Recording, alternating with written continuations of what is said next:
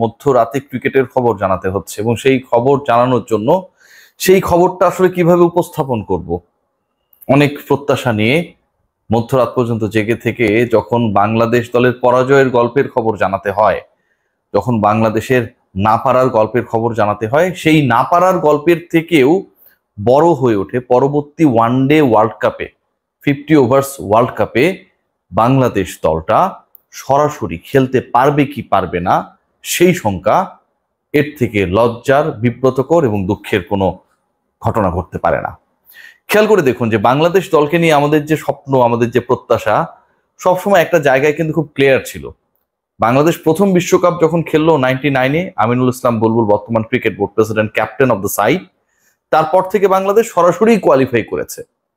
2027 বিশ্বকাপে 99 থেকে 28 বছর পরে যখনও আমিনুল ইসলাম বুলবুল দলের না বাংলাদেশ ক্রিকেটের নেতা, ঠিক তখন এমন এক সিচুয়েশন ক্রিয়েট হয়েছে যে বাংলাদেশ সরাসরি বিশ্বকাপে খেলতে পারবে কি পারবে না। কারণ র্যাঙ্কিং এর টপ 8-এ থাকতে হবে, ম্যাচেস খুব বেশি নেই, কাট অফ ডেটের আগে বাংলাদেশের র্যাঙ্কিংটা এই মুহূর্তে নিজেদের ইতিহাসে অনেকটা সর্বনিম্ন পর্যায়ে।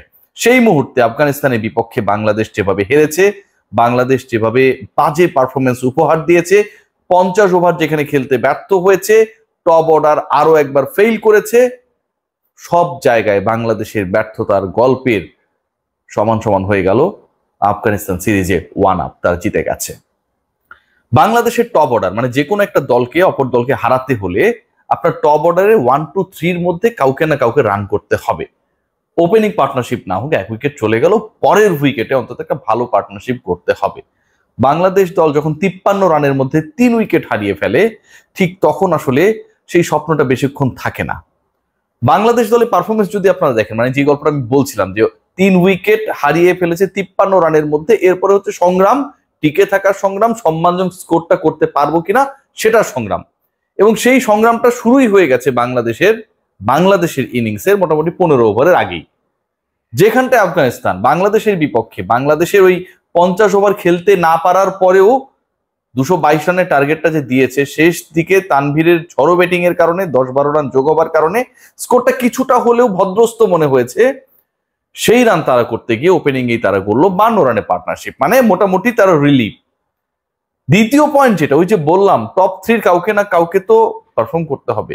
গুরবাজ কিন্তু ঠিকই 50 তুলে নিয়েছে, বাংলাদেশ সেটা পারে নাই।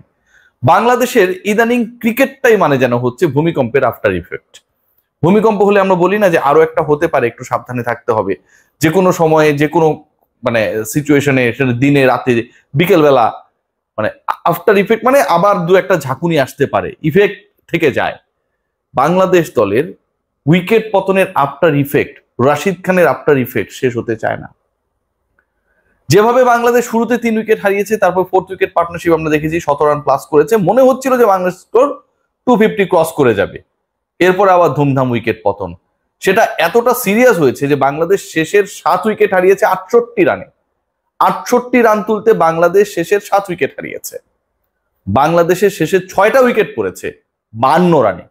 মানে একটা সময়ে বাংলাদেশের স্কোর ছিল 206, 9 উইকেটের বিনিময়ে 210 করতে পারবে কিনা সেটাও ছিল শঙ্কায়। আফগানিস্তান 52 রানে পার্টনারশিপের পর কিন্তু টানা 2 উইকেট হারিয়েছে। এরপরে আরো একটা পার্টনারশিপ আমরা দেখেছি শাহিদি ওমরজাইয়ের মধ্যে, তারপরে আবার তারা 2 উইকেট হারিয়েছে। কিন্তু ওই যে পুনঃপুনিক যে ঘটনাটা, আফটার ইফেক্ট মানে উইকেট হারানোর পরে বাংলাদেশ যেখানে আফটার ইফেক্টের জ্বরে আক্রান্ত ছিল, বের হতে পারছিল না, সবাই আউট হয়ে গেছে, ভূমিকম্প চলমান ছিল, আফগানিস্তান পাহাড়ি দেশ হলেও তারা কিন্তু সেটাকে সামলে নিয়েছে।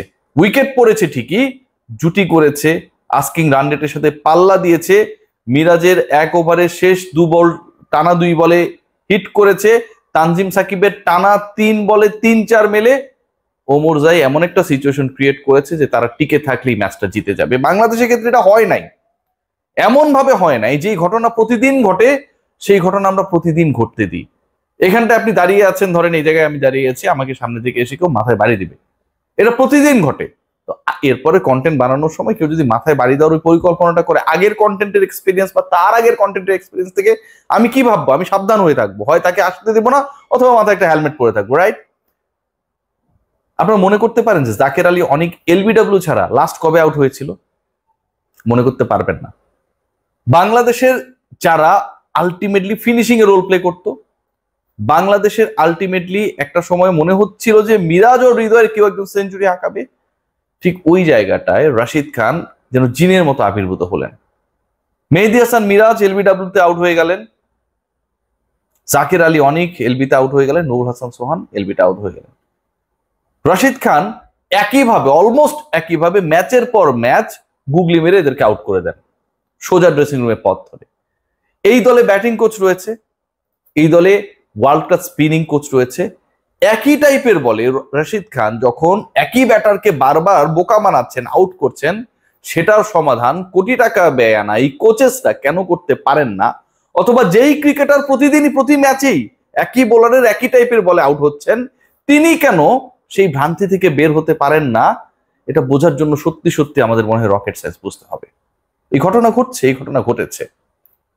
বাংলাদেশের কলাপসটা যেখান থেকে আটকানো গিয়েছিল, ওই যে পার্টনারশিপ 100+ তাওহিদ হৃদয় আর মেহেদী হাসান মিরাজের, এরপরে যে রশিদের ধস নামানো, সেটাকে আর আটকানো যায় নাই। নুরুল হাসান সোহান, জাকের আলী অনিক, মেহেদী হাসান মিরাজ একই কায়দায় ড্রেসিং রুমে ব্যাক গেছেন। এই দলটার বোলিং অ্যাটাক এবং বোলার চুজ করা নিয়েও আমার যথেষ্ট ধরনের আপত্তি রয়েছে।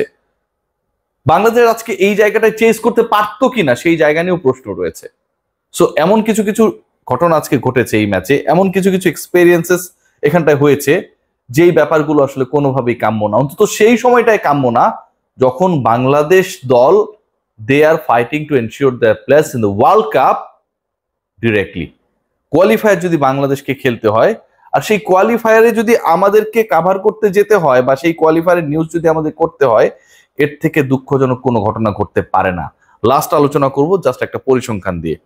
বাংলাদেশের 28 ওভার শেষে স্কোর ছিল 110 3 উইকেটে, এবং এই 28 ওভারে মানে 28 ওভার শেষে বাংলাদেশের যে স্কোরটা ছিল 110 3 উইকেটে, 28 ওভারের মধ্যে মানে 168 বলের মধ্যে বাংলাদেশ ডট দিয়েছে 102টা। 168 বলের মধ্যে একটা দল ডট দিয়েছে 102 বল, এবং বাকি রান যেগুলো সেটা হচ্ছে সিঙ্গেল হচ্ছে 47টা, 2 হচ্ছে 9টা, 3 কোনো নিতে পারেনি, 9টা 4, একটা ছক্কা। অর্থাৎ বাংলাদেশ স্কোরিং শট খেলেছে 168 বলের মধ্যে 47 + 9 56 + 9 65 + 1 66টা। ভয়াবহ ঘটনা। এভাবে যদি আপনি ক্রিকেট খেলেন, আধুনিক ক্রিকেটে আপনি ডিজার্ভ করেন সরাসরি ওয়ার্ল্ড কাপে কোয়ালিফাই না করা।